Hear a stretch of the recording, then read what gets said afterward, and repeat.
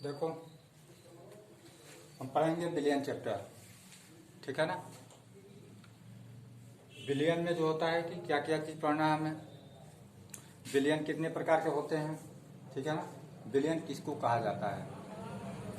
सबसे पहले ये बिलियन जो हेडिंग लिखी गई है, सॉल्यूशन जो होता है, ठीक है ना। इंग्लिश जो होती है कि क्या होती है, सॉल्यूशन। तो दिया है कि बिलियन किसको कहा जाता है। तो दो या दो से अधिक पदार्थों के समांगीय मिश्रण को क्या कहा जाता है, बिलियन कहा जाता है, ठीक है ना। जैसे क्या है, तो जल है, ठीक है ना, और प्लस क्या है, चीनी है। दिया गया ना, जल और चीनी जो क्या है, समांगी एक मिश्रण है, या दूध या क्या हो गया, जल। ये भी आ सकता है विलियन में कि दूध जल को मिला देंगे तो समांगी मिश्रण बना देगा, चीनी और जल को मिला देंगे तो वो भी क्या कर लेगा, समांगी विलियन बना लेगा। तो दो या दो से अधिक पदार्थों के समांगीय मिश्रण को ही क्या कहा गया, विलियन कहा गया, ठीक है ना। अब उस विलियन में कोई जो है कि विलियन में जो होता है कि दो प्रकार के विलियन हो जाएंगे, ठीक है ना। जिसमें क्या होता है, तो द्विअंगी विलियन होता है, और एक जो होता है कि त्रिअंगी विलियन होता है। अब द्विअंगी विलियन किसको कहा जाता है, तो वह विलियन जिसमें दो अवयव होते हो, ठीक है ना। जैसे क्या है, तो जैसे जल और चीनी क्या है, द्विअंगी विलियन होता है, जिसमें दो पदार्थ मिले होते हैं, ठीक है ना। तो एक चीनी हो गया और एक क्या हो गया, जल हो गया। तो इसमें ले सकते हैं जैसे में कि जल है प्लस क्या है, चीनी।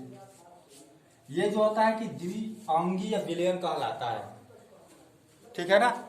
उसके बाद देखते हैं त्रिअंगी विलयन, जिसमें क्या होते हैं, तीन पदार्थ होते हैं और मिलकर के एक विलयन का क्या करते हैं, निर्माण करते हैं। उसको त्रिअंगी विलयन कहा गया। जैसे में त्रिअंगी विलयन कोई बता सकता है,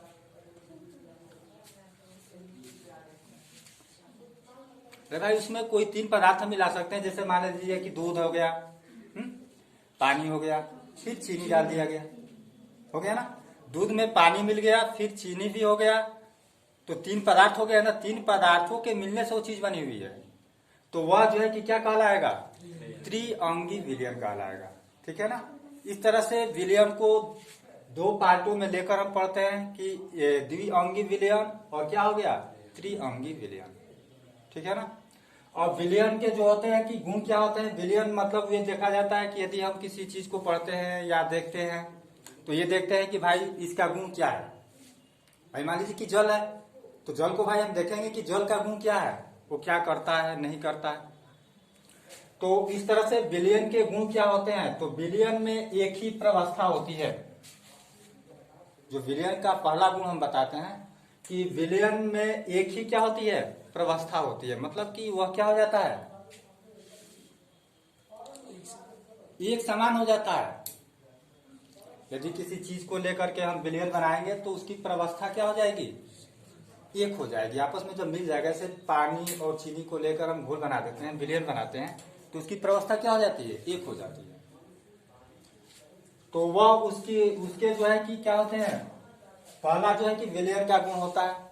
उसके बाद दूसरा, भौतिक विधियों द्वारा सरलता से पृथक नहीं किया जा सकता है। भौतिक भी जानते ही हो गए क्या होता है, हाँ?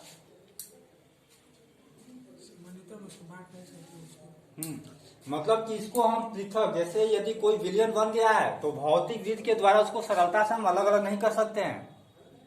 उसको करने के लिए रासायनिक विधि का प्रयोग करना पड़ेगा, ठीक है ना। अब जैसे मान लेते हैं कि भाई चीनी पानी को घोल दिया गया है, तो उसको पृथक करना है तो हम किस तरह कर सकते हैं, ठीक है ना। चीनी पानी को या कोई भी विलयन को हम बनाए हैं, उसको पृथक अलग अलग करना है। तो इसमें जो होता है कि हम रासायनिक विधि का ही ज्यादातर प्रयोग किया जाता है। चीनी पानी को अलग करना है तो क्या करते हैं,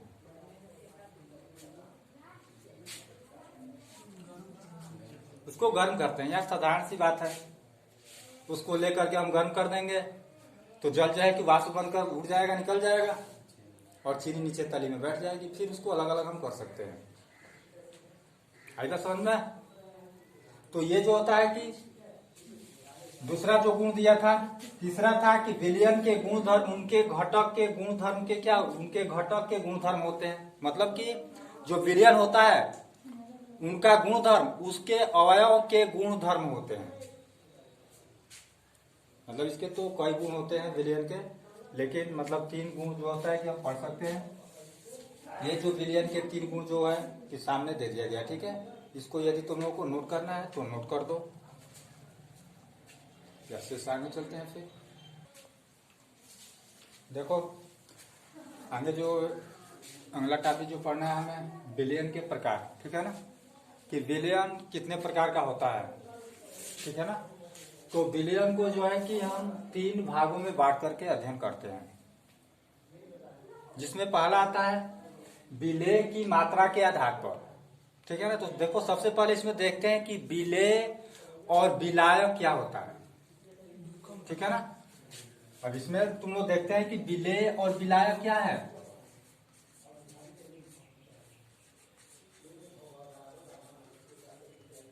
ठीक है ना। विलेय किसको कहा जाता है? तो यदि हम जो कोई विलयन जो है कि जब कोई विलयन जो है हम बनाते हैं तो उसमें जिस पदार्थ की मात्रा क्या होती है, कम होती है, उसको क्या कहा जाता है? विलेय कहा जाता है। जैसे क्या है, यदि मान लीजिए कि हम शरबत बनाते हैं, ठीक है ना, तो शरबत बनाते हैं तो पूछा जाता है कि शरबत में कौन विलेय है और कौन विलायक है। तो उसमें चीनी जो है कि विलेय होती है, जो कम मात्रा में होती है, और जो जल होता है वह क्या होता है? विलायक होता है, जो अधिक मात्रा में होता है, ठीक है ना। तो सबसे पहले हम इस चैप्टर में देख लेंगे कि विलेय विलायक क्या होता है। तो जो कम मात्रा में होता है उसको विलेय, जो अधिक मात्रा में होता है उसको विलायक। तो विलयन को 3 भागों में जो बांटा गया, तो विलेय की मात्रा के आधार पर कि जिस विलयन में विलेय कितनी मात्रा में है उसके आधार पर हम विलयन को पढ़ते हैं, ठीक है ना। यदि कोई विलयन बनाया गया तो उसमें विलेय की मात्रा कितनी है, उसके बाद विलायक की मात्रा के आधार पर कि अब उसमें देखते हैं कि विलायक की मात्रा कितनी है, उसके आधार पर भी विलयन को पढ़ा जाता है, समझा जाता है। उसके बाद विलायक और विलेय की भौतिक अवस्था के आधार पर, ठीक है ना। तो इसको तुम नहीं समझते हो कि भौतिक अवस्था में ये होता है कि गैस में विलयन या जल का गैस में विलयन, इस तरह की जो अवस्थाएं आती है उसको जो होता है कि हम विलायक और विलेय की भौतिक अवस्था के आधार पर पढ़ते हैं, ठीक है ना। तो इसको फिर हम एक एक को आगे बता रहे हैं तुम लोगों को, ठीक है ना। तो सबसे पहले जो है कि देखते हैं कि विलेय की मात्रा के आधार पर,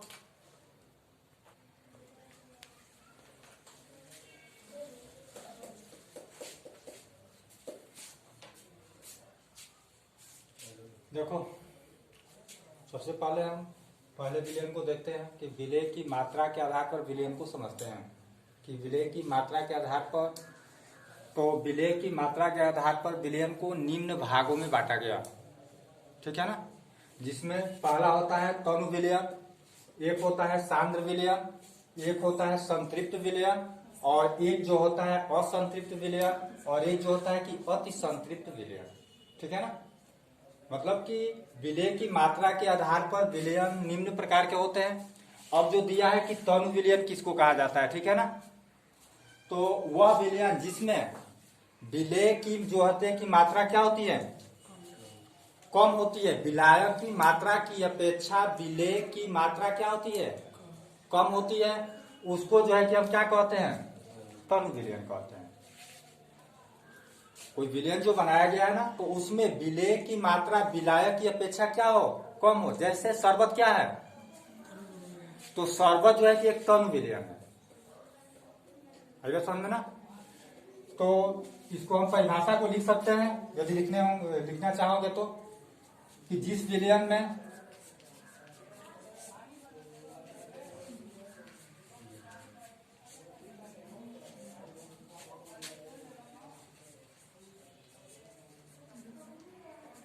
विलेय की मात्रा क्या होती है, विलय की मात्रा कम होती है। ठीक है ना। जिस विलयन में विलय की मात्रा क्या होती है, कम होती है, उसको जो है कि हम क्या कहते हैं, तनु विलयन कहते हैं। जैसे में हम लिख सकते हैं इसको, जैसे क्या है, शरबत। ठीक है ना। या अन्य मतलब कोई और भी उदाहरण तो बता सकते हो, ये नहीं है कि मतलब शरबत ही हो सकता है।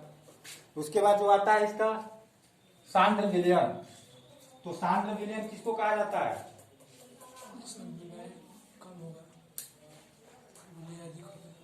इसका ठीक उल्टा बताते हैं। ठीक है ना। इसमें बताएं कि विलय की मात्रा कम होती है, उसमें क्या हो जाता है, विलायक की मात्रा कम हो जाती है। जैसे विलायक तुम लोग को बताया ना कि विलायक जैसे जल है या दूध है, ये सब विलायक होते हैं। तो वह विलयन जिसमें विलायक की मात्रा क्या हो जाती है, विलय की अपेक्षा कम हो जाती है। ठीक है ना। उसको जो है कि हम क्या कहते हैं, सांद्र विलयन कहते हैं। तो इसको भी लिख देते हैं।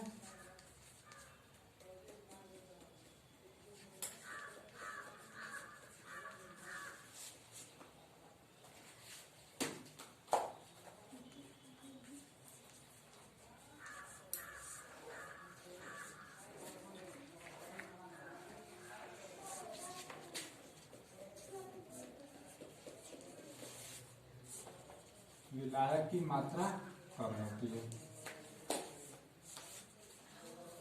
ठीक है ना। उसको जो है कि क्या कहा गया, सांद्र विलयन कहा गया। ठीक है।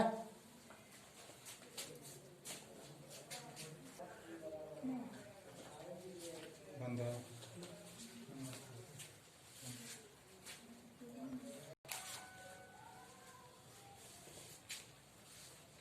देखो, तो विलय की मात्रा के आधार पर जो है कि हम जो विलयन को पढ़े हैं, ठीक है ना। तो विलय की मात्रा के आधार पर विलयन जो है कि निम्न प्रकार का होता है। जिसमें पहला होता है तनु विलयन, तो इसको बताया था कि जिसमें विलय की मात्रा कम होती है उसको तनु विलयन, जिसमें विलायक की मात्रा अधिक होती है उसको सांद्र विलयन। उसके बाद संतृप्त विलयन क्या होता है, ठीक है ना। तो किसी विलय की वह अधिकतम मात्रा जो 100 ग्राम विलायक में घुल सके। ठीक है ना। कि किसी विलय की वह अधिकतम मात्रा जो 100 ग्राम विलायक में क्या हो सके, घुल सके। विलेय पदार्थ की क्या कहलाती है, विलेयता कहलाती है। इसी विलेयता को ही क्या कहा गया, संतृप्त विलयन कहा गया। आइए समझ में ना।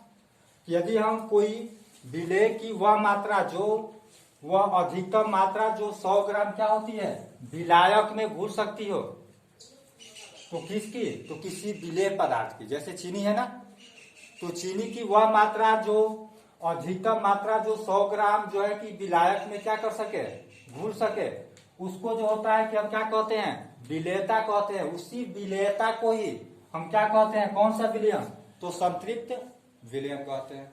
अब अधिकतम मात्रा में ये दे सकते हैं ना कि यदि कोई हम विलयन जब बनाते हैं ना, तो जैसे मान लेते हैं कि विलेय पदार्थ है, तो विलेय पदार्थ की जो है कि कुछ जो अधिक मात्रा हो रही है वह जो है कि 100 ग्राम जल में क्या कर सकती हो, घुल सकती हो। ठीक है ना। तो उस तरह के जो विलयन बनते हैं उसको जो होता है कि हम विलेयता कहते हैं, और उस तरह के विलयन को ही क्या कहा गया, संतृप्त विलयन कहा गया। उसके बाद आता है अति संतृप्त विलयन। तो अति संतृप्त विलयन जो है कि किसको कहा जाता है, तो वह विलयन जो निश्चित ताप पर विलायक की संतृप्त अवस्था के लिए क्या होती है, आवश्यक मात्रा से अधिक मात्रा में या विलेय पदार्थ क्या होते हैं, उपस्थित होते हैं। तो उसमें जो दिया है कि विलेय पदार्थ आवश्यक मात्रा से अधिक मात्रा में क्या होता है, उपस्थित होता है, उसको जो होता है कि अति संतृप्त विलयन कहा जाता है। आएगा समझ में ना। जिसमें विलेय जो पदार्थ है ना वह क्या हो, अधिक मात्रा में उपस्थित हो, तो उसको जो होता है कि हम अति संतृप्त विलयन कहते हैं। फिर जो है कि पांचवा इसका होता है कि असंतृप्त विलयन क्या होता है, ठीक है ना। तो जिसमें विलेय की मात्रा संतृप्त विलयन की अपेक्षा क्या होती है, कम होती है। मतलब कि जिसमें विलय की मात्रा क्या होती है, तो संतृप्त विलयन की अपेक्षा कम होती है, उसको जो है कि हम क्या कहते हैं, असंतृप्त विलयन कहते हैं। है क्या समझे ना? मतलब कि जो संतृप्त विलयन पढ़ा है ना, उसके बाद असंतृप्त विलयन होता है, मतलब यहीं पे दोनों परिभाषा को हम उल्टा करके पढ़ सकते हैं। ठीक है ना? तो इसी विलयन में जो पढ़े हैं, तो जिसमें विलय की मात्रा संतृप्त जो विलयन की अपेक्षा कम होती है, उसको जो है कि हम असंतृप्त विलयन के नाम से जानते हैं या असंतृप्त विलयन कहते हैं। ठीक है ना? नोट कर दो। यदि कुछ पूछना है तो पूछ सकते हो। विलायक की भौतिक अवस्था के आधार पर, ठीक है ना, कि विलायक की भौतिक अवस्था के आधार पर जो है कि विलयन को कितने भागों में जो है कि बांटा गया। ठीक है ना? तो विलायक की भौतिक अवस्था के आधार पर विलयन को जो है कि 3 भागों में बांट करके हम क्या करते हैं, अध्ययन करते हैं। पहला होता है गैसीय विलयन, दूसरा होता है द्रव विलयन और तीसरा होता है ठोस विलयन। ठीक है ना? अब गैसीय विलयन किसको कहा जाता है, तो वह विलयन जब 2 या 2 से अधिक गैसें क्या होती है, मिश्रित होती है। मतलब कि जिस विलयन में 2 या 2 से अधिक गैसें क्या होती है, मिली होती है या मिश्रित होती है, उसको जो है कि हम क्या कहते हैं, गैसीय विलयन कहते हैं। इसमें विलय कौन होता है और विलायक कौन होता है गैसीय विलयन में, कोई बता सकता है? हाँ, तो नॉर्मल सी चीज है कि जैसे विलय विलायक को पहचान लेते हैं। ठीक है ना? तो जब 2 या 2 से अधिक गैसें मिश्रित की जाती है, इस तरह के विलयन को गैसीय विलयन कहा जाता है। इसमें ठोस क्या होता है, ठोस, द्रव और गैस क्या होती है, विलय हो सकती है। मतलब कि गैसीय विलयन में ठोस, द्रव, गैस यह विलय हो सकता है, और उसमें जो गैस होती है वह क्या होती है, विलायक होती है। ठीक है ना? क्योंकि गैस ही उसको विलयन बनाने का क्या करती है, कार्य करती है, वही तो उसको घुलाएगी। समझ आ रहा है तुम लोग को ये परिभाषा? थोड़ा सा सोच लेना है इसको, उसके बाद ये खुद ही कंफर्म हो जाएगा कि जैसे गैसीय विलयन क्या है भाई, तो जिसमें 2 या 2 से अधिक गैसें क्या होती है, मिश्रित होती है, उसको गैसीय विनिमय का विलयन कहा जाता है। जैसे मानते हैं कि अभी देखते हैं कि वायुमंडल है हमारा, ये है, तो यहाँ पे तो कई गैसें आपस में मिली हुई है ना, ऑक्सीजन है, कार्बन डाइऑक्साइड है। तो जब ये दोनों मिल करके एक विलयन बना लेती है, उसको जो है कि हम गैसीय विलयन कहते हैं। अब कंफर्म हुआ? हाँ? अरे भाई, जिस तरह से हम विलयन को पढ़ रहे हैं ना कि विलयन चीनी पानी को घोल दिए तो विलयन बन गया है ना, उसी तरह से जब 2 गैसें आपस में मिश्रित हो जाती है और मिश्रित होकर के एक विलयन का क्या करती है, निर्माण करती है, उसको जो है कि हम गैसीय विलयन के नाम से जानते हैं। तो इसमें ठोस, द्रव और गैस विलय होता है, और सिर्फ जो गैस होती है वह विलायक होती है। उसके बाद दूसरा आता है द्रव विलयन, कि द्रव विलयन किसको कहा जाता है, तो जब किसी गैस, द्रव और ठोस को द्रव में घोला जाता है, कि जब किसी गैस, ठोस और द्रव को द्रव में घोला जाता है, जैसे ये 3 पदार्थ जो है कि विलय हो जाएंगे। अब इसमें विलायक कौन होगा और विलय कौन होगा, तो विलय जो होगा कि गैस, द्रव और ठोस ये क्या होंगे, विलय होंगे, और विलायक क्या होगा, तो सिर्फ द्रव होगा। अगर समझो ना, नहीं समझ आ रहा? अरे भाई, यहाँ पे हम मान लेते हैं कि लेते हैं, फिगर से देखते हैं। ठीक है ना?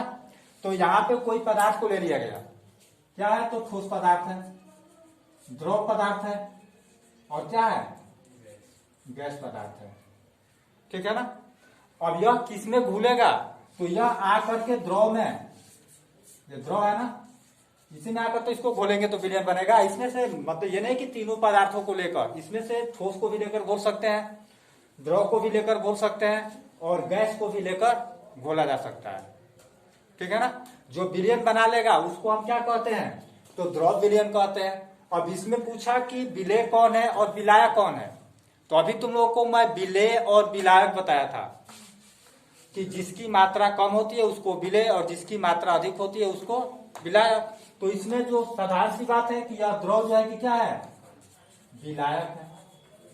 और ये तीनों में से कोई पदार्थ क्या हो सकता है, विलेय हो सकता है। ऐसा समझ में ना, अब समझ में आया।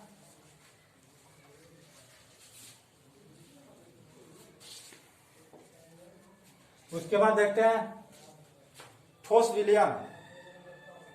तो जब कोई ठोस द्रव और गैस, ठीक है ना, कि जब कोई ठोस द्रव और गैस आणविक आकार में ठोस में अनियमित रूप से क्या होते हैं, परिक्षिप्त होते हैं। मतलब कि वह क्या हो जाता है, तो वह उसी में परिक्षिप्त हो जाता है, मिल जाता है, ठीक है ना। तो उस तरह के जो विलयन बनते हैं उसको जो है कि हम ठोस विलयन कहते हैं। जैसे में कोई उदाहरण बता सकते हो।